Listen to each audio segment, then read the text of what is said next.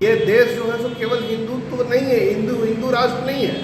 ये देश जो है सो हिंदू, मुस्लिम, सिख, ईसाई, जैन, बौद्ध सभी धर्मों का ये नहीं, इनका कोई इतिहास भारतीय जनता पार्टी को रहा है और न कोई लड़ाई में भारत बनाने में इनका कोई योगदान नहीं रहा। मोदी जी संसद नहीं चलने देना चाहते, एक दिन संसद में नहीं आते हैं, तो ये भारत जोड़ो यात्रा जो है हम उनको संदेश देना चाहते हैं जो बेरोजगारी है देश में। कांग्रेस ने राम मंदिर, बीजेपी राम मंदिर के नाम पर, हिंदू के नाम पर सोमनाथ की मंदिर कांग्रेस ने भी बनाई। यह यात्रा सफल होने के बाद भाजपा का इस देश से नामो निशान मिट जाएगा और कांग्रेस की सरकार बनेगी। नमस्कार, आप देख रहे हैं बिहार इन शॉर्ट्स। मैं औरंगाबाद से प्रियदर्शी किशोर श्रीवास्तव। आज एक अहम मुद्दा सामने आया है और यहाँ हमारे पीछे जितने लोग बैठे हुए हैं सब कांग्रेस से जुड़े हुए हैं और यह मुद्दा आज कांग्रेस से ही जुड़ा हुआ है। इसलिए मैं यह सवाल लेकर सामने आया हूँ कि अभी बीजेपी ने भारत जोड़ो आंदोलन, जो भारत जोड़ो यात्रा जो शुरुआत की गई है राहुल गांधी के द्वारा, उस पर सवाल खड़ा किया है।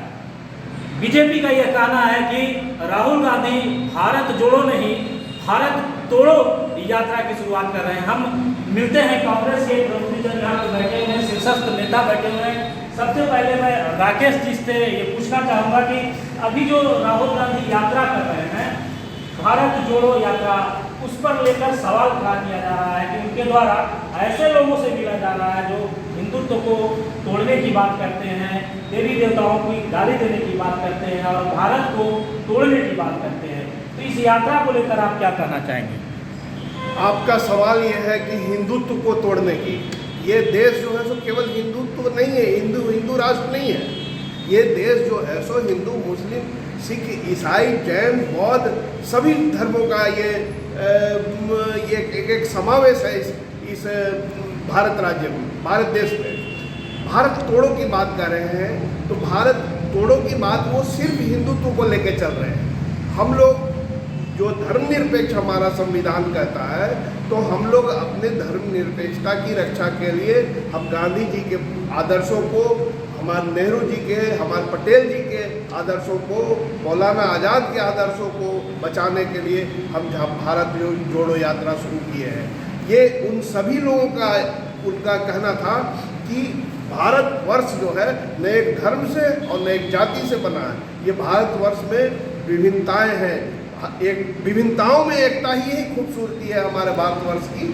इसलिए ये यात्रा भारत जोड़ो है, इसमें कहीं तोड़ने की बात नहीं। तोड़ते तो वो है जो कह रहे हैं। कहा जा रहा है कि दक्षिण भारत में जो पादरी हैं जो लगातार हिंदू विरोधी बातें करते हैं, देवी देवताओं की तोड़ने की बात करते हैं, भारत को नहीं मानते हैं, उन पादरी नेता से जाकर राहुल गांधी मुलाकात करते हैं। हमारे पास ये अरविंद सिंह जी हैं, वरीय कांग्रेस नेता। इनसे मैं जानने की कोशिश करूंगा कि ये जो भाजपा का आरोप लगाया जा रहा है कि वो वैसे लोगों से जाकर मिल रहे हैं जो भारत तोड़ रहे हैं, आपका क्या ख्याल है इसमें? दिक्कत ये है कि न इनका कोई इतिहास भारतीय जनता पार्टी को रहा है और न कोई लड़ाई में भारत बनाने में इनका कोई योगदान नहीं रहा है। ये समझते हैं, ये पप्पू बाबू ने आपको कहा कि जो भारत गणराज्य है, भिन्न भिन्न जाति, भिन्न भिन्न धर्म, भिन्न भिन्न समुदायों का देश है, धर्मनिरपेक्ष देश है, यहाँ रोजगार की चर्चा होनी चाहिए। हमने जब संसद में हमारे नेता को बहस का अवसर नहीं दिया, और ख़ास करके प्रियदर्शी जी, आप हमारे जिला के निर्भीक पत्रकार माने जाते हैं, लेकिन आप ही के प्रेस वाले भाई सब लिखना शुरू कर दिए कि विपक्ष ने संसद नहीं चलने दिया। एक बार उन्होंने यह नहीं लिखा कि किस मुद्दे पर विपक्ष संसद में चर्चा चाह रही थी, रोजगार के मुद्दे पर, महंगाई के मुद्दे पर। तो जब ये संसद नहीं चलने दिए तो हमारा नेता कहा कि साहब हम भारत के लोगों से मिल करके अपनी बात कहेंगे, चाहे सिख हों, हिंदू हों, ईसाई हों, दक्षिण के लोग हों, उत्तर के लोग हों, चाहे मूर्ति पूजा करते हों, मूर्ति पूजा न करते हों, सारे लोगों से हमको मिल करके और अपनी बात कहनी है, रूबरू उनको होना है। हमारा प्लेटफॉर्म संसद था, लेकिन चूंकि मोदी जी संसद नहीं चलने देना चाहते, एक दिन संसद में नहीं आते हैं, तो ये भारत जोड़ो यात्रा जो है हम उनको संदेश देना चाहते हैं जो बेरोजगारी है देश में, जो महंगाई है देश में, जो चाइना का आप देखे होंगे प्रधानमंत्री कितना झूठ बोलते हैं प्रियदर्शी जी कि 1 इंच जमीन पर आगे नहीं बढ़ा है, और परसों आपका सब पेपर वाला निकाल रहा है कि सब पीछे हट गए। तो भाई जब बढ़ा ही नहीं था तो पीछे क्या हट गए? तो ये झूठ को पर्दाफाश करने के लिए इतना जन आंदोलन करना पड़ रहा है कांग्रेस को, राहुल जी को, और यात्रा में रहेंगे ये लोग। इनका बकवास है। कांग्रेस ने राम मंदिर, बीजेपी राम मंदिर के नाम पर, हिंदू के नाम पर सोमनाथ की मंदिर कांग्रेस ने भी बनाई थी, कम प्रतिष्ठित मंदिर नहीं थी। उन्होंने कभी नहीं कहा कि हमने सोमनाथ की मंदिर बना दिया इसलिए हमको आप वोट दे दीजिए। मेन मुद्दा है महंगाई का, मेन मुद्दा है बेरोजगारी का, मॉब लिंचिंग का, ये मुद्दा है। इसके लिए हम भारत जोड़ो यात्रा, चाहे हिंदू हो, सिख हो, ईसाई हो, अगर उन्होंने भारत तोड़ने की बात की थी ईसाई, तो ये प्रधानमंत्री थे, उन पर कार्रवाई क्यों नहीं किया? उनको जेल में बंद क्यों नहीं किया? इनको कौन मना कर रहा था कि रोज ईडी और सीबीआई काला धन के लिए इन्होंने तो ख़त्म कर दिया था, तो फिर ईडी से रोज छापा काहे को मरवा रहे हैं? एक बार आओ कहिए नोटबंदी कर दें। यहाँ बातें हो रही भारत जोड़ने के संदर्भ में यह कहा जा रहा है कि भाई भारत विविधताओं का देश कहा जाता है और भारत में विविध तरह के विविध संप्रदाय के लोग रहते हैं, यानी कि उनके विचारों की स्वतंत्रता को कहीं भी ठेस नहीं पहुंचना चाहिए। ये हमारे यहाँ पर माननीय नेता बोल रहे हैं। अभी हमारे मुख्य प्रवक्ता जी हैं, मैं उनसे भी यह जानने की कोशिश कर रहा हूँ कि क्या जो भारत जोड़ो यात्रा की शुरुआत की जा रही है, क्या वो कितना सफल होगा? भारत यात्रा जोड़ो यात्रा से पूरे भाजपा के लोग बखुला गए हैं कि इतना व्यापक जन समर्थन मिल रहा है राहुल गांधी को, लाखों की भीड़ उसमें एकत्र हो रही है, राहुल गांधी की बातों को सुन रही है और इससे इनकी बेचैनी काफ़ी बढ़ गई है। सच्चाई ये है कि उसी से घबरा करके ये भारत जोड़ो को भारत तोड़ो कहते जा रहे हैं, उससे कोई अंतर नहीं पड़ने वाला है।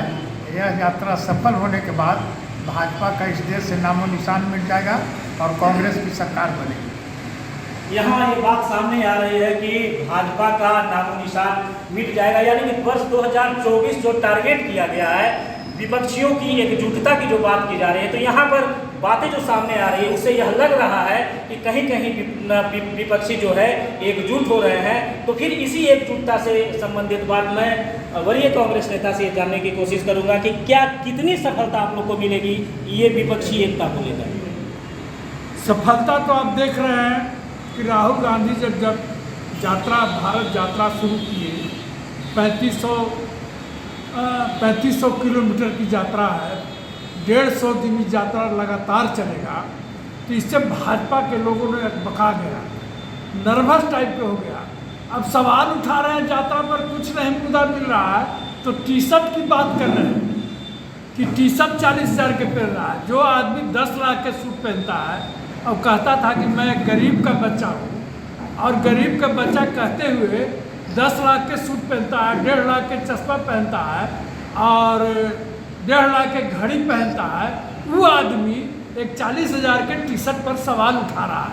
तो समझ लीजिए कि कितना घबराहट है उन लोग को, कोई मुद्दा नहीं मिल रहा है इस यात्रा के खिलाफ। तो टी शर्ट, कंटेनर, दो मुद्दा इन लोग उठाया है कि कंटेनर की बात करते हैं। आपने कहा कि पादरी से मिले, पादरी से इसीलिए मिले, पादरी से मिले इसीलिए जो लोग आरोप लगाते हैं कि पादरी जो है से भारत तोड़ो की बात करते हैं, तो राहुल गांधी ने भारत जोड़ने के दरमियान पादरी से बात किया और सभी से बात कर रहे हैं, पादरी हो, मौलाना हो, पंडित हो, किसान हो, मजदूर हो, सारे लोगों से बात कर रहे हैं। कोई ऐसा देश का गरीब गुरबा सबसे, और अपार समर्थन मिल रहा है।